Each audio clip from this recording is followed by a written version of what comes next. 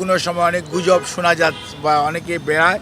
আমি সবাইকে অনুরোধ করব, দয়া করে দেশনেত্রীর এর প্রতি যদি আপনাদের শ্রদ্ধা এবং ভালোবাসার নিদর্শন স্বরূপ বিনীতভাবে অনুরোধ করব, আপনারা দয়া করে যে শর্ট ফ্যাক্ট এটার বাইরে কেউ গুজব ছড়িয়ে মানুষকে দয়া করে বিভ্রান্ত করবেন না এবং শুধুমাত্র আল্লাহ রাব্বুল আলামিনের কাছে দোয়া করেন। আল্লাহর অশেষ সহমতে সব সময় উনি এসছেও প্রতিকূল অবস্থা থেকে আল্লাহ ওনাকে সুস্থ করেছেন। আপনাদের সবার দোয়ায় আমরাও এবার এবং মেডিকেল বোর্ড অত্যন্ত আশাবাদী যে এবারও ওনার যে শারীরিক জটিলতা এটা থেকে আপনাদের দোয়া এবং আল্লাহর অশেষ মেহেরবানিতে ইনশাআল্লাহ দেশনেত্রী বেগম খালেদা জিয়া সুস্থ হবেন। আর বিদেশে যাওয়ার ব্যাপারে আমাদের সর্বোচ্চ প্রস্তুতি রয়েছে। যখনই ওনাকে বিদেশ নেওয়ার জন্য মেডিকেল বোর্ড যথোপযুক্তভাবে তৈরি মনে করবেন, শারীরিকভাবে মনে হবে যে ওনাকে সেফলি ট্রান্সফার করা যাবে।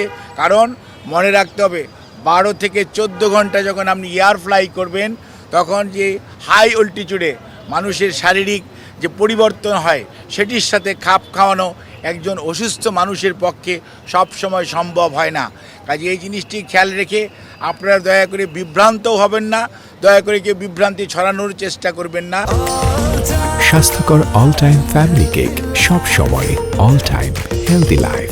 সর্বোচ্চ পর্যায়ে কাতার গভর্নমেন্ট এবং আমাদের যে অন্তর্বর্তীকালীন সরকার সর্বোচ্চ পর্যায়ে সহযোগিতা আমাদেরকে করছেন এবং তারা ওনাদের বিদেশে নেওয়ার ব্যাপারে ওনাদের যে সহযোগিতা অব্যাহত রেখেছেন। বাট ওনার শারীরিক সুস্থতা এবং চিকিৎসা মেডিকেল বোর্ডের যখন পরামর্শ হবে তখনই ইনশাআল্লাহ ওনাকে বিদেশে নিয়ে যাওয়ার হবে।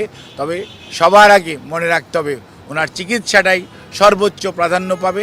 সেই জন্যই ওনাকে চিকিৎসার জন্যই এখানকার হাসপাতালের কর্তৃপক্ষ এবং সেই সাথে কর্মরত সকল পর্যায়ের স্টাফস যারা ওনার চিকিৎসার সাথে সম্পৃক্ত, যারা চিকিৎসার সাথে সম্পৃক্ত না, সবাই সহযোগিতা করছেন।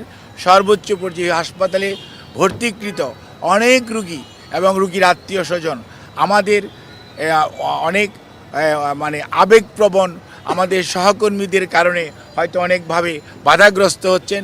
সেজন্য আমরা আপনাদের কাছে যারা একটু মনে কষ্ট পাচ্ছেন তাদের কাছে আমরা ক্ষমা প্রার্থী, আপনাদের সহযোগিতা চাই এবং সর্বোচ্চ পর্যায়ে আপনাদের সহযোগিতা ছাড়া আমরা সত্যিকার অর্থে ওনার চিকিৎসা কার্যক্রম অব্যাহত রাখা কষ্ট হবে।